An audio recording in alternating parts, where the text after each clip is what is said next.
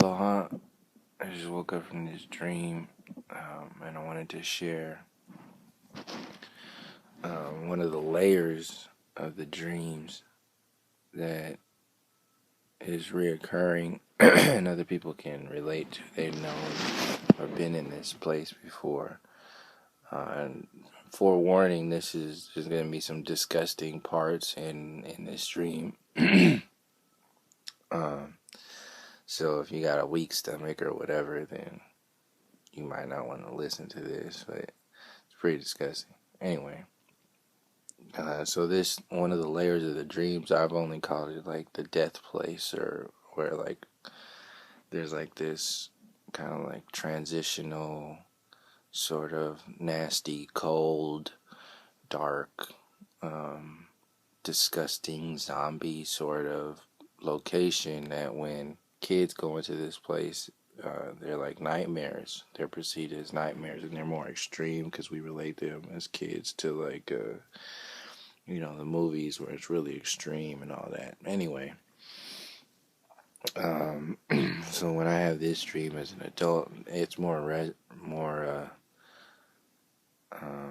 reflective of like uh, like the everyday world of the waking state, but there's like these little cues here and there that show you that you're in a place where it's like the Walking Dead, pretty much. So anyway, I'll get on with the dream. Yeah, I'll warn you again, it's like disgusting, but anyway. So I was like in this place, like a downtown environment, and then this lady, a little bit older than me, was supposed to come pick me up, and then we were gonna go downtown, and some kind of downtown. I guess you can imagine like a downtown Charleston or something like that, with some kind of hill or something. It wasn't exactly Charleston or anything, but it felt like the day just kind of felt like that, and like a sunny day in Charleston or something. But she picked me up, and then I'm in the passenger seat, and had a really bland conversation, and for a little bit, and we get to this kind of like stoplight, and she sees this lady standing on the corner, and the lady standing on the corner, she doesn't want to talk to this lady, but the lady on the corner sees her, and like kind of flags her to pull over. She's like, oh, I really don't want to pull over, so she pulls over anyway. And when she pulls over, the lady is now on my side of the car, and she doesn't want to roll down the window, or her to roll down the window. She wants her to open the door. So she opens the door, my door, the passenger door. She doesn't get out of the car, and the lady kind of like morphs into where the stick shift would be, and she's just kind of like standing there, where the stick shift would be, and in a dream you don't realize that this is like off. Like in most dreams, are kind of like you just wake up, but I was like, just cool with it. By this time, I'm like kind of seeing what's going on, because this lady has these kind of like scars all over her body, but they're like pustule scars. Like she's got like this ring around her mouth. She's got like these scars all over her face and her arms, but she's dressed up like a regular lady downtown, like nothing's wrong. And she's having this conversation like nothing's wrong. And the lady who's driving is like gonna introduce me to her, and she's like gonna stick out her hand and to shake my hand, and I guess I had like a little cue on my face that was just like, before I shake your hand, what's up with with all your scars on your body and your hand? Like it looks like your hand is like leaking with pus, and it was really disgusting. But that was just in my facial cue, but I still stuck out my hand to shake her hand because it was just like, reaction. So I just shook her hand. Or no, she was like, "Oh, don't worry, she's like, don't worry, it's not contagious." So shook her hand, and then as soon as I shook her hand, three more ladies came up to the car, and then they were like her friends.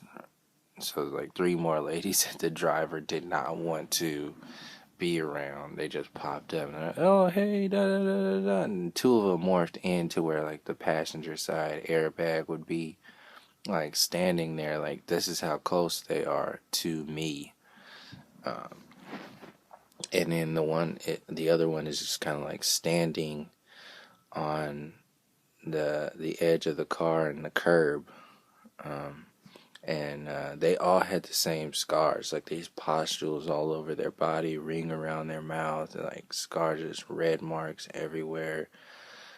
Really sick and really just like whatever. But they were all acting like they were just regular downtown people, just like, "Oh, hey, da, da, da." That's how they came up to the car. And then the same thing happened. They shook out their hands to shake my hand. I was like, "Oh, how you doing? How you doing? How you doing?" Like all three of them. And then on the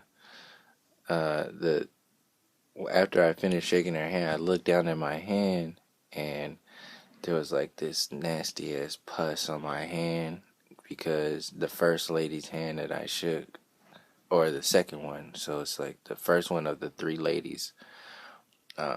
She had this one that was this like pustule on her arm, on her hand, near her, on her upper hand.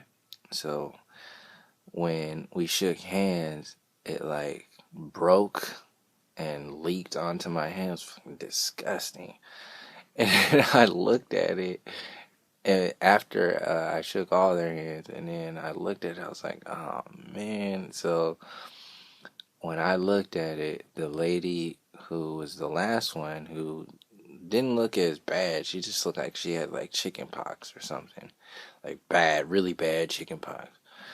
She saw my like awareness of this, and then their defense mechanism was to turn around. Like they got really insecure, and they were like, "Oh my god, he saw this, he sees this," and all this other stuff. And then she turns around, like outside of the car, the one that's like on the last one, and her face like starts to melt, and she's like leaking all this shit out of her body, like her arms and her, like all this pus and nasty stuff just starts to leak out of her body. And she's like, "Oh," she said,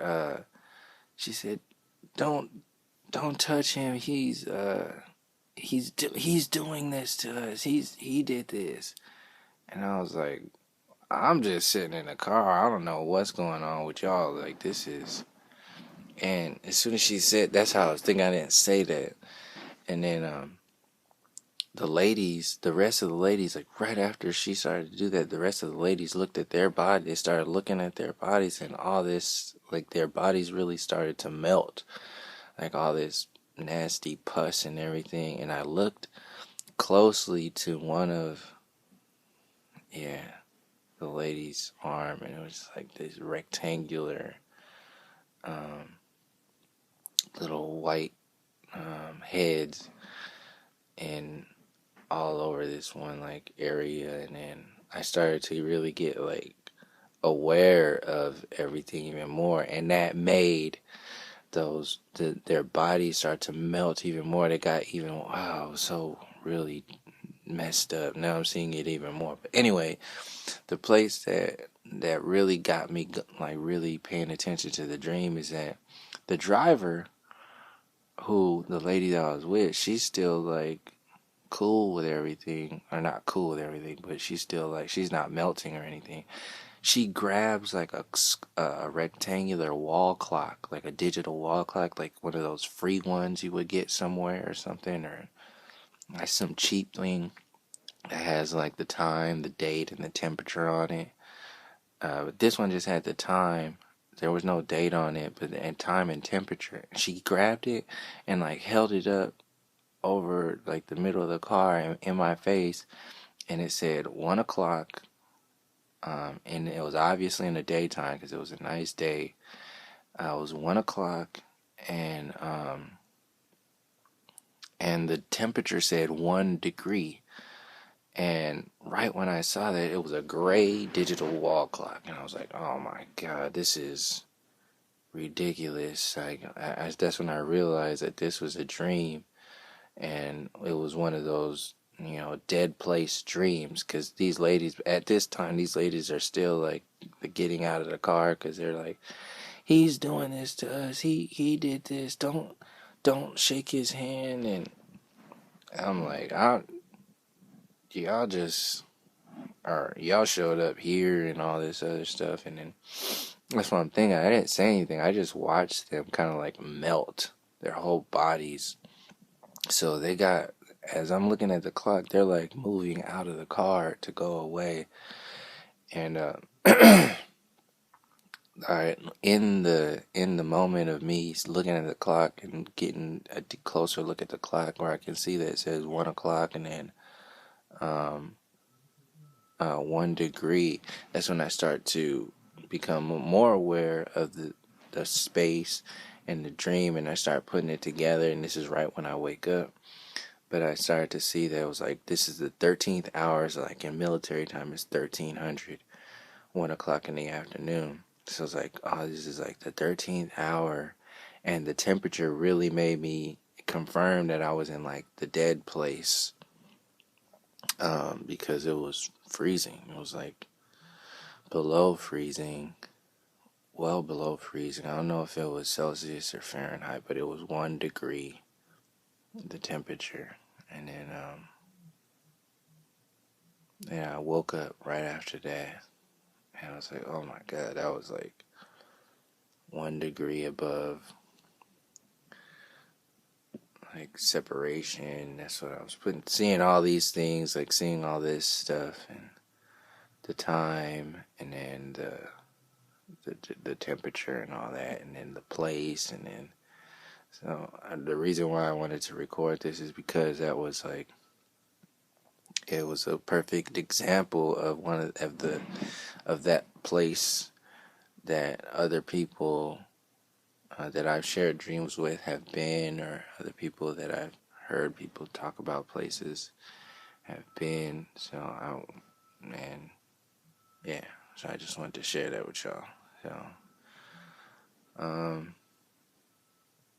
yeah, that was a whole dream. So that's like the death place, and yeah, it was disgusting and all that, and this one, but yeah, I'll just leave it there. So, until next time, peace, love, harmony.